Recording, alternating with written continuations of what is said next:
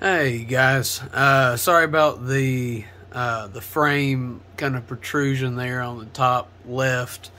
My phone holder broke, so I'm having to kind of do with what I have. Today I was wanting to go over the Glock 30S. A few people had asked if I was interested in probably doing one or two other videos because they came across the only two that I have up. And they said I was decent, but I was like, okay, well, it's a good time killer whenever I have some time to kind of crunch in. So here you have it. It's the 30S. It's the same thickness as a Glock 19. So it is unloaded. I have not done anything new or upgraded to it yet. I'm wanting to do sights and a trigger, about the normal stuff on Glock. I may or may not re-stipple all the other Glocks that I have re-stippled. This is the Gen 4, so it does have the dual captive recoil spring. From my understanding, between the Gen 3 and Gen 4, the dual captive spring is a lot more forgiving than the single rod, single spring in the Gen 3 on the frame and other parts. Between the 3 and 4, I haven't really noticed a huge difference. I know on the 3, whenever you slowly bring it back, you would have a lot of spring friction, I guess the term would be, where you can hear the spring as it's compressing on the Gen 3, you can hear it scraping on that rod. And that's going to be mainly if your recoil rod, mainly if you've upgraded it from the polymer to steel. And of course, that's one thing that I've always tried to upgrade, just because I think there was one time I was shooting with someone that had a Gen 3 and the rod was actually starting to melt because I don't know how many boxes he went through. I think he was probably on his 5th box of 50. So that was about 250 rounds in, and he was starting to have a little bit of curvature and a little bit of bits and pieces kind of falling off of it. But I guess that's a rant, as most people's terms. So size comparison, most brushes that people have are going to be about the same length, so just kind of throwing that up there. Let's see, actual measurement from here. It's a hair over 6 inches according to this. Let's see, line it right up to the front of the slide, all the way back. This is 6, so it looks like about 6.5.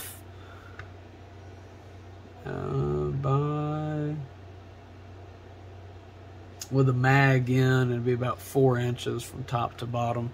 This one, the mag is loaded. Oh no, slide shut. We've already checked. There's nothing in there. Pop that in. Finger control, yada yada. Alright, this is the factory mags that come with it. Has enough grip for, if you're one of those picky people where you always want something for your finger or your pinky. They do have, from what I've seen, they do have 9 rounders where it makes it flush on the bottom. This one, again, it sticks out.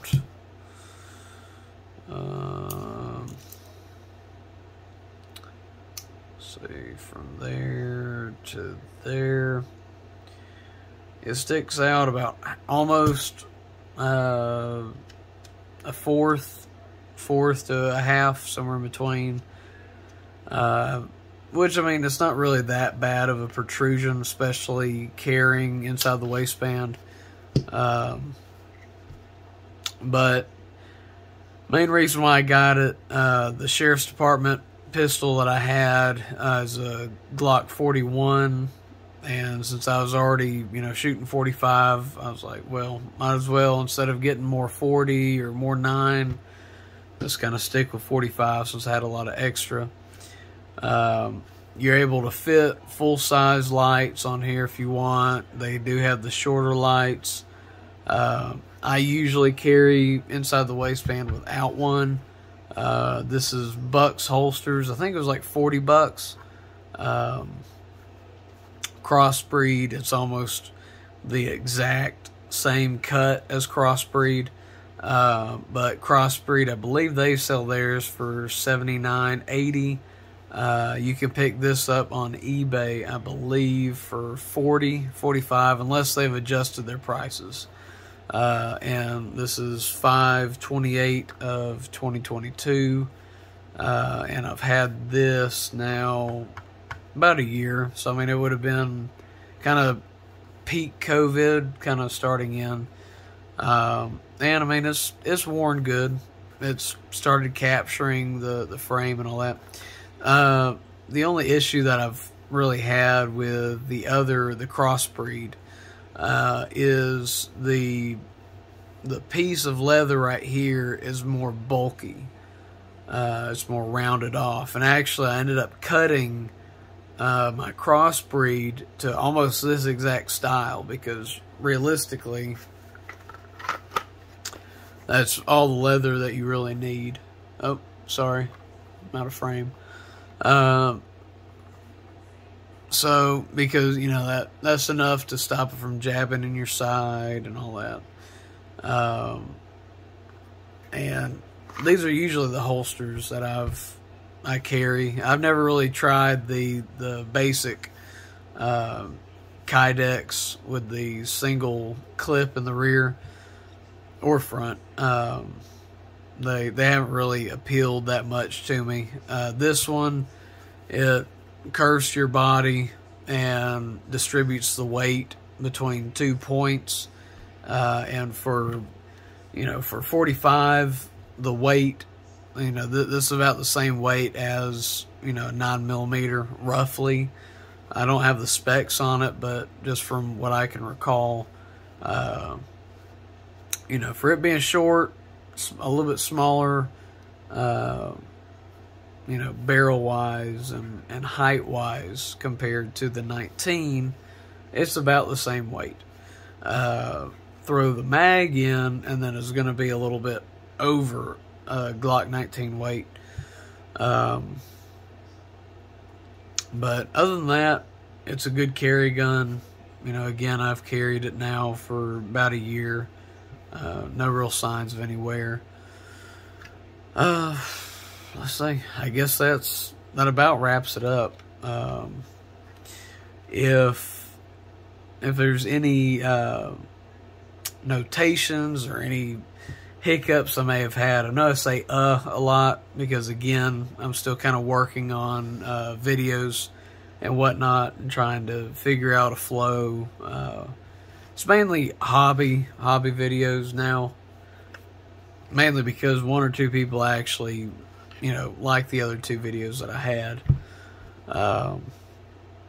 If there's any questions, you know, just shoot them, put them down in the comments, and all that other fun stuff. If you liked it, like it. Even if you don't like it, just hit like so I know how many people I actually get kind of coming across and watching the full length of it. But other than that, Glock 30S. As far as I know, I actually, excuse me, I looked 30S up, and there doesn't really seem to be a lot of places out there selling them.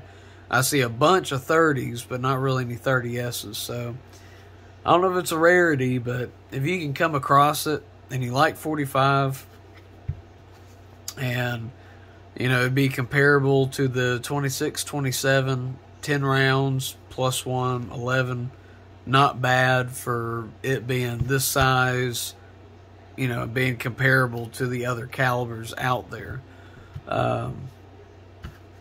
Oh, by the way, this is a Glock 19 holster. So, forgot to mention that. So, locks in. Shake it hard enough, it pops out, but you know, once you get your belt on there, it puts enough tension down on it. So, it gives you a little bit of another idea, you know, about how thin that slide is. But other than that, y'all have a good one. Comment, like. If you want to subscribe, feel free to. But other than that, leave some comments. I want to know what I'm doing right, wrong, etc. So, all right, thank you.